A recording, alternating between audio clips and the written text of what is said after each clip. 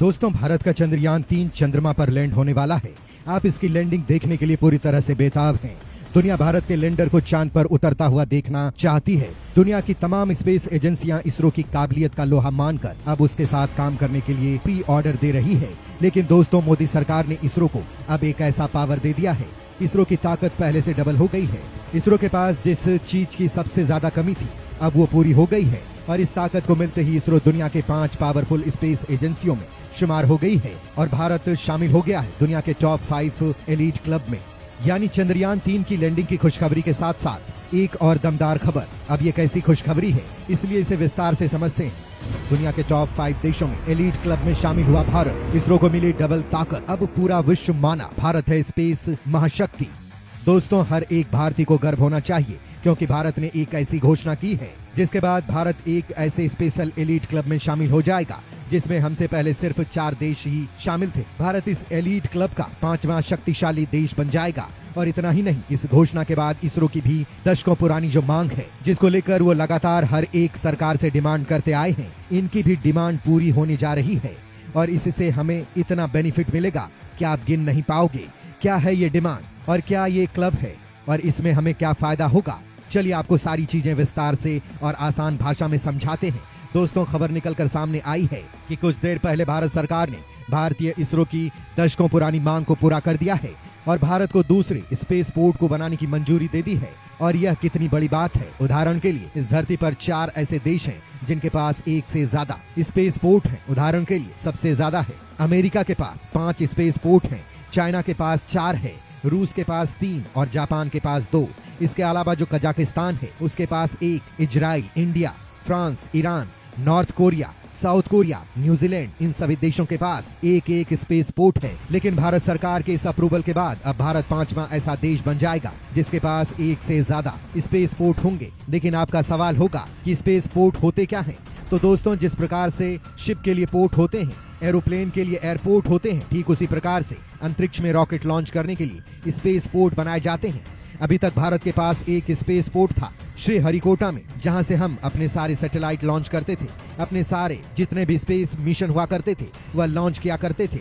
वो सब के सब एक स्पेस पोर्ट से होता था। लेकिन दिक्कत यह है कि इसकी लोकेशन ऐसी थी कि जो पृथ्वी का इक्वेटर है, यानी कि मध्य भूमि रेखा, एक तरीके से पृथ्वी के बीच आप कह लीजिए, वहां से बहुत दूर पड़ता था। दूसरी बड़ी बात ये कि अगर आपको पोलर सैटेलाइट लॉन्च करनी है तो ऐसे में जो असली रास्ता है वो श्रीलंका के ऊपर से बनता है। लेकिन बाय चांस रॉकेट में कोई फॉल्ट आ गया और ब्लास्ट हो गया तो जितना भी मलबा है वो श्रीलंका के लोगों के सिर पर बरसेगा। इसी से बचने के लिए रॉकेट को मैन्युअर करवाना पड़ता था, यानी कि उसे श्रीलंका से घुमाकर जाना पड़ता था, पूरे श्रीलंका को बाईपास करना पड़ता था। और इससे 2 नुकसान होते हैं, क्योंकि आपको रॉकेट मैन्युअर करवाना है तो रास्ता तो लंबा हो गया, समय ज्यादा लगेगा। दूसरा ये कि इसमें थोड़ा बहुत रिस्क होता है, यानी कि आप ओवरऑल ऑपरेशन रिस्क पर डालते हो। तीसरा सबसे बड़ा नुकसान होता था कि ये इक्वेटर से भी दूर है। आपने रास्ता लंबा ले लिया तो फ्यूल भी ज्यादा लगता है, यानी कि अंतरिक्ष में सैटेलाइट भेजना ज्यादा महंगा होता था। लेकिन इस बार हमने जो एक दूसरा स्पेस पोर्ट बनाया है उसका फायदा यह है कि इक्वेटर के करीब है और सबसे खास बात, श्रीलंका को बाईपास करना नहीं पड़ेगा।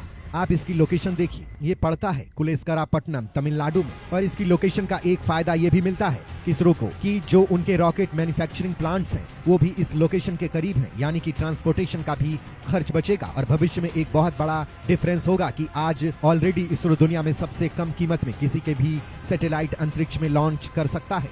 अब जरा सोचिए कि इस लोकेशन पर स्पेस पोर्ट बनाया गया तो हम और ज्यादा कीमत और ज्यादा कम समय में दुनिया भर के तमाम देशों के, तमाम कंपनियों के जितने भी सैटेलाइट होंगे अंतरिक्ष में भेज पाएंगे। यानी कि हमें कोई कंपटीशन दे ही नहीं पाएगा। और इसके अलावा रिस्क कम होगा, वो अलग से। इसके अलावा जो सबसे बड़ा फायदा है वो तो हमें भविष्य में बम्पर मिलने वाला है। दरअसल इस समय हालात ऐसे हैं कि दुनिया के जो कुछ बड़े देश हैं और जो बड़ी कंपनियां हैं वह अंतरिक्ष में सैटेलाइट भेज पाती है। लेकिन आने वाले समय में आप देखोगे कि दुनिया की छोटी छोटी कंपनियां भी सैकड़ों सैटेलाइट अंतरिक्ष में भेजेंगे। तब हमें 2 स्पेस पोर्ट होने का फायदा मिलेगा, क्योंकि जिस प्रकार से आपके पास जितना ज्यादा एयरपोर्ट होते हैं आप उतना ही ज्यादा एरोप्लेन उड़ा सकते हैं। ठीक उसी प्रकार से आपके पास जितना स्पेस पोर्ट होंगे आप उतने ही ज्यादा अंतरिक्ष में मिशन अंजाम दे सकते हैं। अंतरिक्ष के अंदर आप सैटेलाइट भेज सकते हैं, ज्यादा से ज्यादा रॉकेट लॉन्च कर सकते हैं और मोटा मुनाफा कमा सकते हैं। इसके अलावा कई और भी फायदे हैं। फिलहाल तो समझ लीजिए कि भारत के लिए बम्पर फायदे का सौदा है। देश का लाल कहा जाने वाला और भारत का बाहुबली हमारा चंद्रयान-3 चंद्रमा की सतह पर आज लैंडिंग प्रोसीजर को शुरू कर चुका है। शुरू करने के बाद हमारा चंद्रयान-3 धीरे धीरे हौले हौले चंद्रमा की सतह की तरफ बढ़ रहा है और इसरो की टीम इस पर अपनी बारीकी नजर बनाए हुई है। इसरो की टीम ने बताया है कि हमारा चंद्रयान-3 बहुत ही स्लो स्पीड में नीचे उतर रहा है और जिसे उतरने में करीब 4 से 5 घंटे लग सकते हैं। इसके बाद वो चंद्रमा की सतह के उन नज़ारों का फोटो लेगा जिसका इंतजार आप लोगों को पिछले 42 दिनों से है।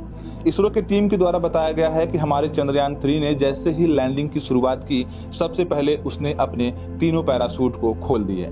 लेकिन तीनों पैराशूट के खोलते ही अचानक चंद्रयान-3 के पैराशूट के ऊपर छोटे छोटे 4 से 5 उल्का पिंड गिरे, जिसकी वजह से वो तीनों के तीनों पैराशूट में छेद हो गया। छेद होने के बाद इसरो की टीम में हड़कंप मच गई और तुरंत आनन फानन में डॉक्टर एस सोमनाथ और डॉक्टर के सिवान को बुलाया गया और बताया गया कि हमारे चंद्रयान-3 पर छोटे छोटे उल्का पिंड गिरने की वजह से उसके पैराशूट में छेद हो गया। जब डॉक्टर एस सोमनाथ ने इस स्थिति को देखा और ये नज़ारा देखा, सारी डिटेलिंग देखी, तब उन्होंने अपने वैज्ञानिकों को जो कहा, यकीन मानिए वो सुनने के बाद आप भी गदगद हो जाएंगे। तो चलिए बताते हैं कि आखिर उन्होंने क्या कहा।